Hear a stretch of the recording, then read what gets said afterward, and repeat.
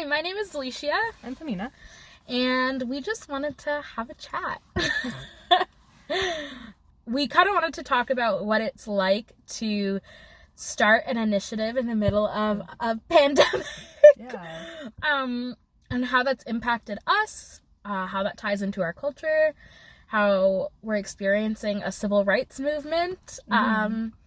It's a wild time. Yeah. So we just kind of want to break it all down for you. We know we had so many things planned, but we really made some mindful decisions about what we post and what we create. So yeah.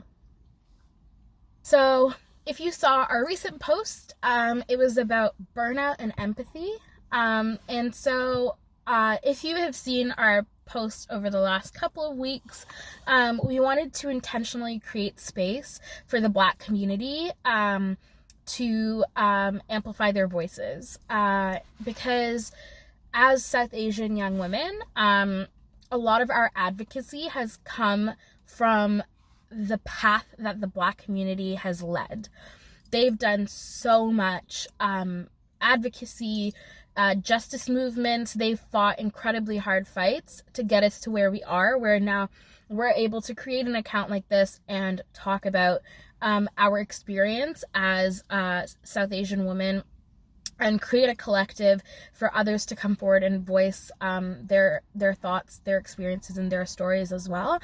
But we also think it's really important to acknowledge that it might not have been the time to tell those stories when Black people are being quite literally killed.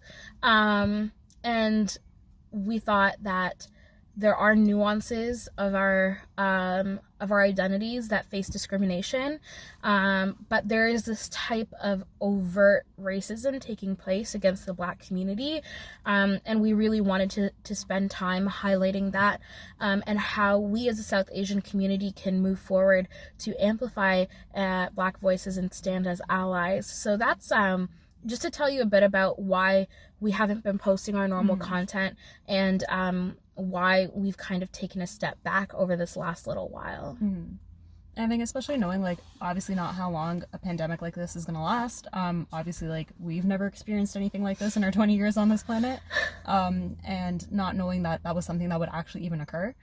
I think it's important to obviously talk about what it is that's going on. And even though we had set plan for what we wanted to bring out, I think it was in our best interest and probably the better choice that we had made, that we just said, okay, let's just not go ahead with what we're doing, and we're gonna kind of have to like shift the path that we're on, which I think helped us in the long run. Like, people are obviously interested in what is going on and they want to learn about what's happening, and that's basically what the account is for, right? It's to educate other people, let them know what's happening around the earth, regardless of the fact that we are only South Asian women. Like, we still want to touch on other topics, and I think as someone who is on social media, if you are trying to make change, you are trying to get people to listen, you need to cater to what's happening.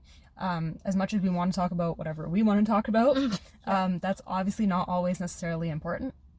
And I think it shows a lot when you're able to cultivate like content that touches on every aspect of what's happening, not just like what you set out to do. 100%. And at the same time, we wanted to be really cautious and lead by example, in the sense that we also needed to take time for ourselves. Living in a pandemic is quite wild. I'm sure many of you have experienced this. But there are a lot of things that cause a lot of anxiety. And we found it kind of ironic that we were, at the time that like kind of things started getting really chaotic, we were in the midst of filming our mental health and culture series, and we just kind of had a chat and we're like, can you believe this? Because we were really feeling the blunt of burnout and just trying to deal with our position in the world. Talk about an existential crisis, oh my. But yeah, just being like, okay, the world is shifting and it's changing. We're stuck inside. There are so many issues that COVID is bringing to light. And there's also a massive civil rights movement in the works. And even as we now kind of have come back and regrouped and motivated ourselves and taken some time to take care of ourselves in our advocacy and in all things, that doesn't mean that the civil rights movement or anti-racist movements are over. As an account, and as people, we encourage you, as we are doing ourselves, to weave in advocacy and anti-racist practice into everything you do. So even as we kind of move forward into, I don't know, maybe our mental health and culture videos and things like that, we're still really being mindful of everything going on in the world at the moment, and when the best time is to create content for you, while also taking care of ourselves, because advocacy is like really tiring. And on that note, just before I hand it back over to Pamina, for all of my non-Black friends, if you are feeling absolutely drained after the last little while of like full-fledged activism, petitioning, mobilizing, action, I encourage you to rest, but also learn, take care of yourself, and keep going. As many of our Black friends and community members have mentioned, they don't have the privilege of turning off their skin tone and not dealing with the racism and discrimination that they face on a daily basis.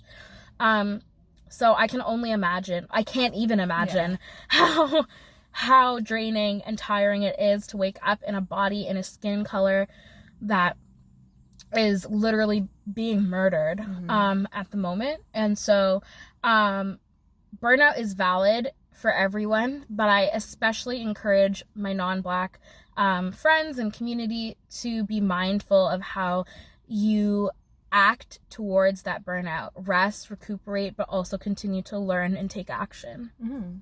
And I think in general, like, it's just been a big learning curve for both of us. We've definitely learned a lot. Like, it's now mid-July, and this began mid-March was when, like, everything kind of shut down. Yeah. So March 13th. Yeah.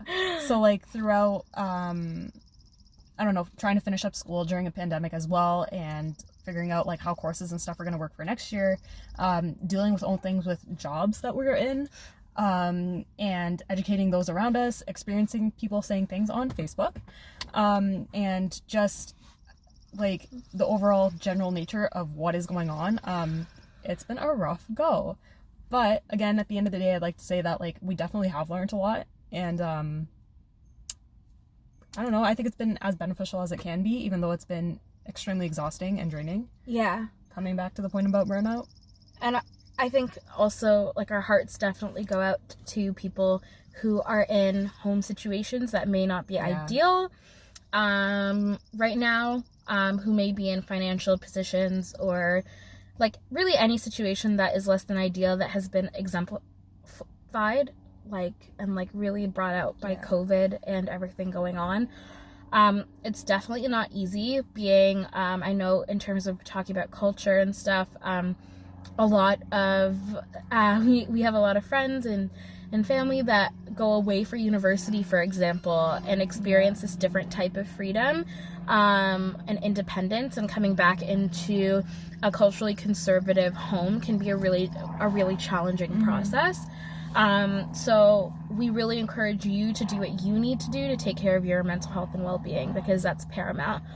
And we've learned that you can't pour out of an empty cup. We always tell that. We always remind each other of that.